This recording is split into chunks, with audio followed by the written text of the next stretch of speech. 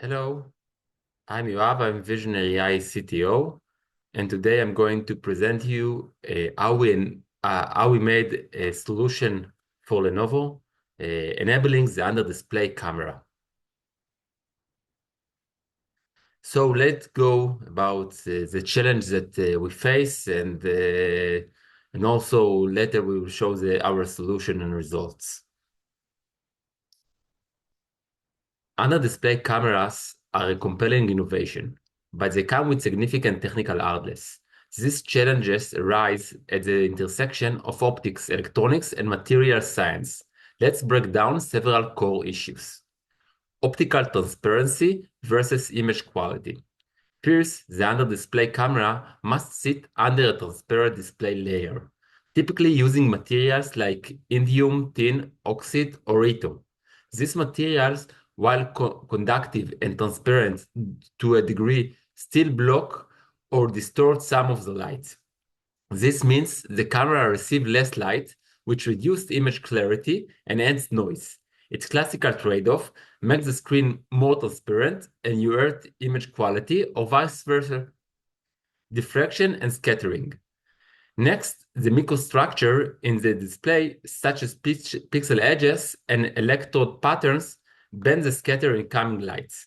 This diffraction leads to artifacts in the image, lower contrast, and reduced sharpness. The challenge here is controlling how light moves through these dense layers without creating inference patterns or visual noise. Reduce light sensitivity. When you put the camera behind layers of display, the amount of light reaching the sensor drops dramatically. Imagine wearing a sunglass in a dim room. This isn't just about brightness. It affects how many photons the sensor can collect. To counter this, we need to boost the quantum efficiency of the sensor, essentially making each photon count, and also improve the sensitivity of an individual pixel. Crosstalk and pixel noise correlation. Now it gets more complicated. Behind the display, incoming photons don't always land cleanly on the intended pixel. They scatter and bleed into neighboring pixels, a phenomenon called optical crosstalk. This leads to a very messy signal. Noise becomes highly correlated between adjacent pixels. Traditional image signal processor or ISPs are not designed for this kind of interference. This assumes independent noise patterns which break down under this condition. So not only the image dimmer, but the noise is more complex and harder to model or clean up using conventional pipeline. This is one reason why under-display camera image quality lags behind conventional front-facing camera. Traditional ISP cannot overcome this issue. And for this challenge, we, Visionary.ai, developed a new solution for it. So let's talk about the AI-powered solution. Our solution is RNN-based video denoising solution. It utilizes RNN for advanced video denoising. The idea is to use a spatial and temporal information, design and optimize for low latency execution in real-time scenarios. We want to process the raw data before the traditional ISP, enabling earlier and more effective enhancements. The idea is to use classical RNN. This means that in each frame, we are getting an input image from the previous frame and the current image from the sensor, and we blend them together and create output image and also output for the next frame. The idea is to aggregate data in the time domain and also combine with information from the spatial domain and create output for the next frame, and also the best image that we successfully reconstruct. This is the classical RNN, and this is what we use for this project. If we are talking about how our pipeline highlights, so first of all, we are working in the raw domain. This means that we are operating directly on the raw sensor data for maximal fidelity. we are using a spatial-temporal enhancement. This means that we are using information in the spatial and temporal domain. We want to leverage information across multi-frame to get the best reconstruction. Also, we did the full integration with Intel ISP pipeline. One of the main challenges that we also solved in this project was the low power execution. We worked on Intel GPU on the Lenovo computer, and the idea was to optimize the solution for low latency and low power consumption. If we are talking about our pipeline, then it's quite easy. We are getting an image, we are doing some normalization to the image, we are running our denoising. Again, we are denormalize the image, and then we are giving our output to the classical ISP. The classical ISP get actually denoised by our image. So basically, the ISP is actually the same. It just need to have a uh, different tuning, because now we are giving it a denoised Bayer image with 12 bits instead of noisy image of 10 bits. But from system perspective, it's like a filter on the Bayer image. This is what we are doing. If we are talking about our training use a combination of real and synthetic under display camera images. This synthetic data was generated by a model for optical simulation based process. We ensure the realistic degradation patterns.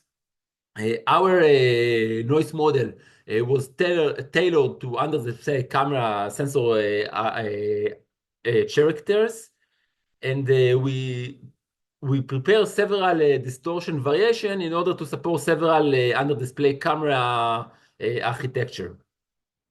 Of course, that from one of the things that we needed to do in our database was temporal consistency constraints.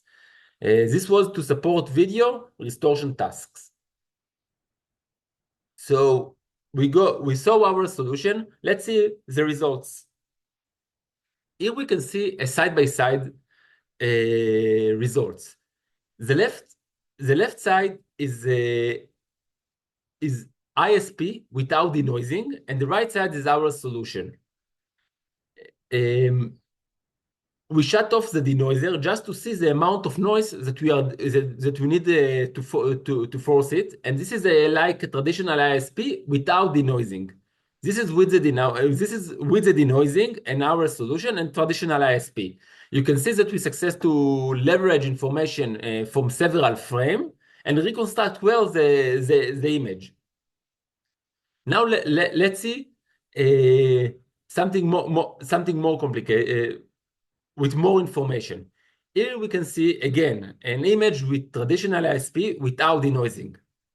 Now it's a traditional ISP with denoising. We can see that the traditional ISP denoising cannot clean most of the data, and also lose many details, and not give a clean camera, a clean image. And this is our solution. As you can see, our AI-powered denoising with traditional ISP solution, we success to remove all the noise, reconstruct well all the colors, remove the noise, and gets significantly more details. Again, traditional ISP and our solution. Again, traditional ISP, our solution.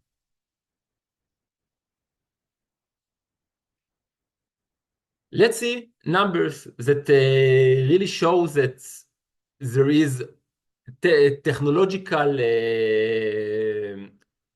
advantage of our solution.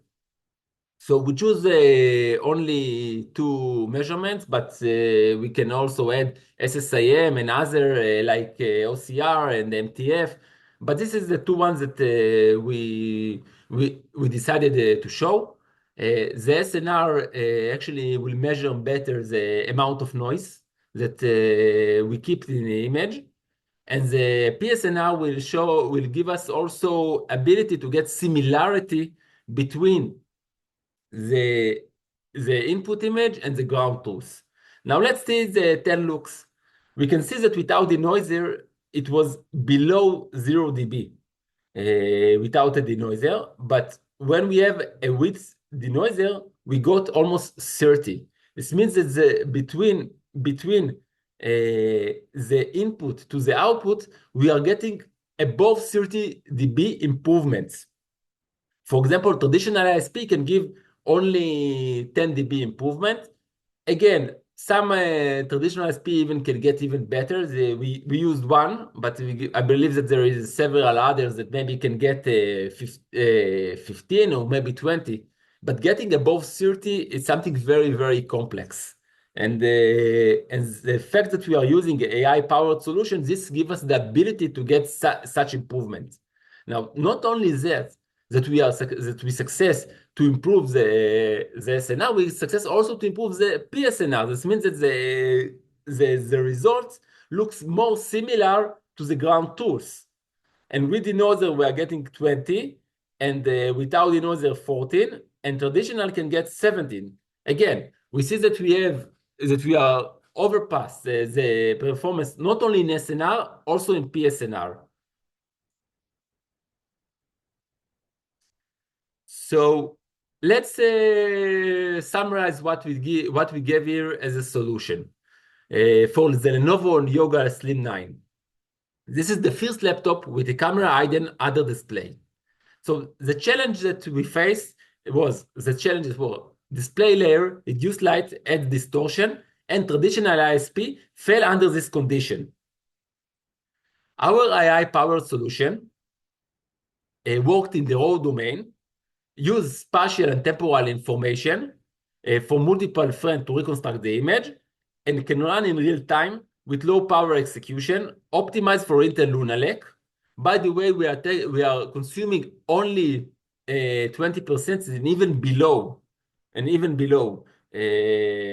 of the GPU. So therefore, the power consumption is very low, and also the latency is very low. It has a low latency.